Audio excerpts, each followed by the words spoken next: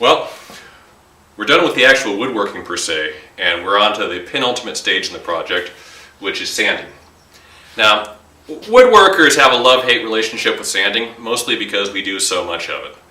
But if you have the right mindset, you can get through it, do a good job, and not have it take a really long time. Now, I'm not going to make you watch me sand, but I do want to walk you through the process. First thing we're going to do is we're going to go through with coarse grit. We're going to pay special attention to where things need to flush up, like the top, and to sweetening up those roundovers. For that, I'm going to use my orbital sander with about an 80 grit, and then I'll switch to 100 grit. And that's good. This is small sanders, so you can sort of rock it across the roundovers and really sweeten those up. Now, if you don't have all these sanders, obviously you can hand sand. So it takes a little longer, probably gives an even better result. After this, I'm going to go through and I'm going to use spackle, just ordinary wall spackle, and fill any little dings or cracks. Knock that off with some hand sandpaper, and then I'm going to do finish sanding. I have this is an old sander, but it works pretty well, half sheet finish sander. And I'm going to hit that with like 150 grit, and then finish off with like a 180 or a 220. I have a couple of these, so I can just leave the sandpaper on them and not be changing paper all day. You can pick them up at garage sales sometimes for like $5 or $10. So that's basically sanding. I'm going to get on that, and then when I'm done, I'm going to bring you back for the paint and primer part of the project. Well, the sanding took a while, but we got through it, and I've got a nice coat of white primer on here, white to match the top coat in case it gets scratched. I put that on with a brush, and it's pretty simple, but just a couple of remarks. First of all, don't use a water-based primer. Water-based primer will make all the little chips in the MDF or same with particle board swell. Don't want that because it'll be extra sanding. So use an oil or alcohol-based primer. In this case, I used an oil-based. It's pretty serious. The only thing about that is I couldn't use one of my good brushes, so I used this little chip brush because it would be so hard to clean the sticky primer out of my good brush. So these work fine. Just be careful about loose bristles, because you don't want any like loose bristles in your finish. And the basic technique was, I have a roller pan here. I just used an ordinary paint roller to apply the finish, and then I brushed it out. And the whole secret when you paint in cabinets or flat trim like doors is even strokes that go the whole length of the panel. And that way you won't have any nasty brush marks, and it'll go on nice and smooth. So I'm going to let this dry for a couple hours, and then we can move on to the next step, which I think will be scribing the cabinets to fit the wall. And then we can top coat them, and we'll be done with this long but interesting, I think, project. So see you a little later in 2 hours. Okay, so we're actually in the room where the cabinets are going to go, and the next step is to scribe them against the walls. They fit really nice. Now, you could do this with totally finished cabinets. I often have in my career, but in this case, the unit where the cabinets are going to go is really very close to my shop, so I figured I'd come over here while they're in primer, and that way if I nick them up or scratch them while I'm scribing them, then the top coat will still fill it in. So anyway, you can see I've set the cabinet pretty close to its final resting place, and I've verified that it's more or less level. It's not perfect, but it's close enough to being in the bubbles that I'm not too worried about it. Now, the must-have tool for this step is what cabinet makers call a scribe, but which you probably learned in school as a compass. Any sort of a small compass will work, but the ones that are made for this are kind of slimline, so you can fit them in tight corners.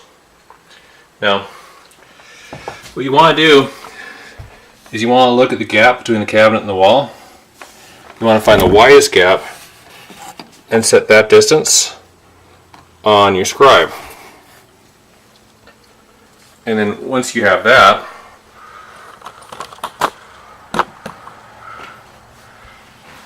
then remember we cut a scribe on the cabinets, which was a 1/4 inch. So you want to add a 1/4 inch to that measurement. Okay. which ends up being about 15/16. Okay, the reason it's so wide, I know it seems really wide, is because there's a baseboard there. And I'll be honest with you, when we install cabinets, we often just chop the baseboard out with a hammer and chisel. But in this case, the client wants the option of removing the cabinets and still having baseboard. So we're going to leave them in. But anyway, that's our scribe distance. Now, what we do is we just take the compass, run the pointy end against the wall,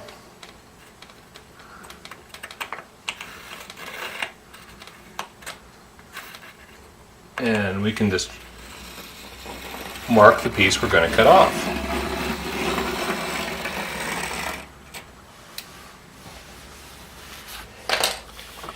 And once you have the knack, you can see it makes a nice, hope you can see that, nice sharp pencil line. And so let's go out to the driveway, take a jigsaw, and we'll cut that. Of course, you want to remember to do that on both sides of the cabinet. Other side there.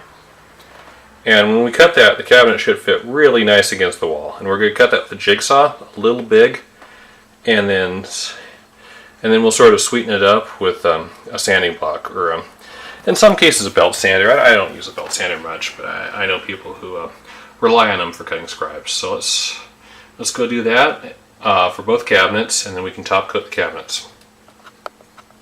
Okay, we're back in the shop the next day. These cabinets are ready to get their final finish.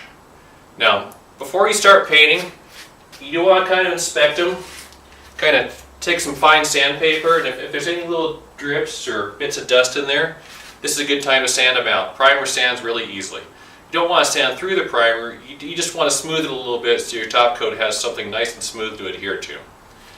Now, I don't see any, but if you had a big sort of a rubbery drip, you probably don't want to use sandpaper for that.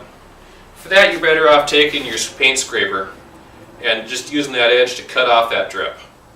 So, nice thing about all these rounded corners, they don't tend to drip much, but when you have sharp corners, it's very common for little drips to form on them. And you want to smooth all that out before you top coat. By now, you also want to have your drawer fronts on the boxes. The reason we left the drawer fronts off before was we wanted to have a coat of primer on the back. But now you can bolt them up, you just put some masking tape on there, and you'll be able to paint the fronts, no problem. And then, I'm not going to do a lot on painting in this segment, mainly because I'm planning to do one on painting a little later, but just a couple things to keep in mind. You want to use enamel paint.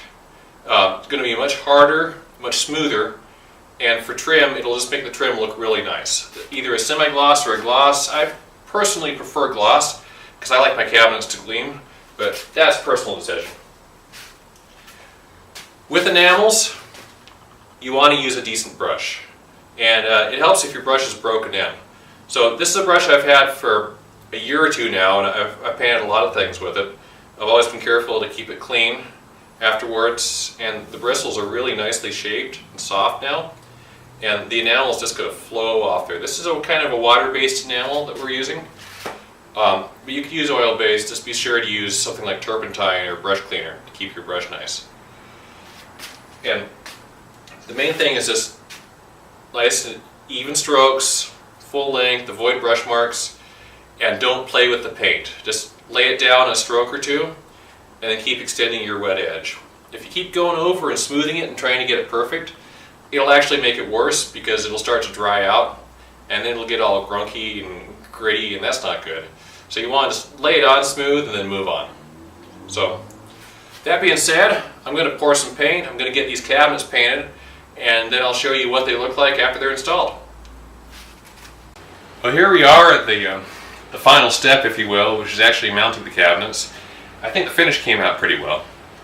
Now, this is really easy. It's really just shooting 2 screws. But you'll notice I located the studs ahead of time. Good old acoustical method.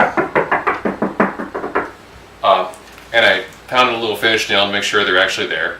And then marked them on masking tape, which is real nice because when I'm done I can peel off the masking tape and not have to worry about cleaning the wall.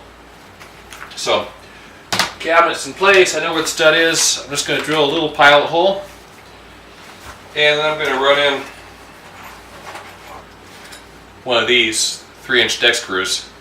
Now if this was a heavier cabinet, or if it was an upper that was hanging on the wall, I'd probably want to use lag bolts or something made for hanging cabinets. These are kind of lightweight cabinets at floor level, so I think these 3-inch deck screws will be fine. Do not use drywall screws. They're not made for hanging cabinets. Great evil will result. But I'm just going to drill that hole and run those screws. At least 2 screws in the stud, and you should be fine.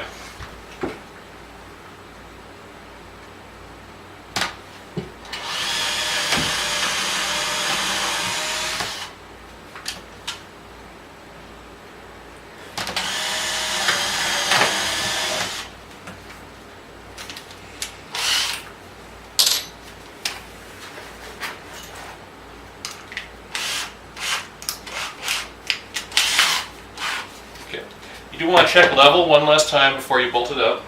So push it against the wall, and that looks pretty good. And that looks pretty good. So, ready to go.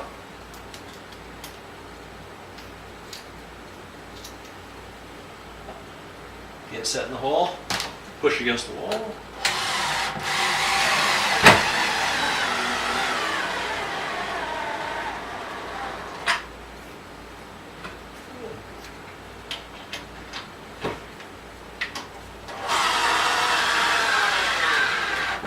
Tell by the way the drill's working, we hit a stud. So that's pretty sturdy. Gonna hit one more screw in and do the other cabinet and put the drawers in.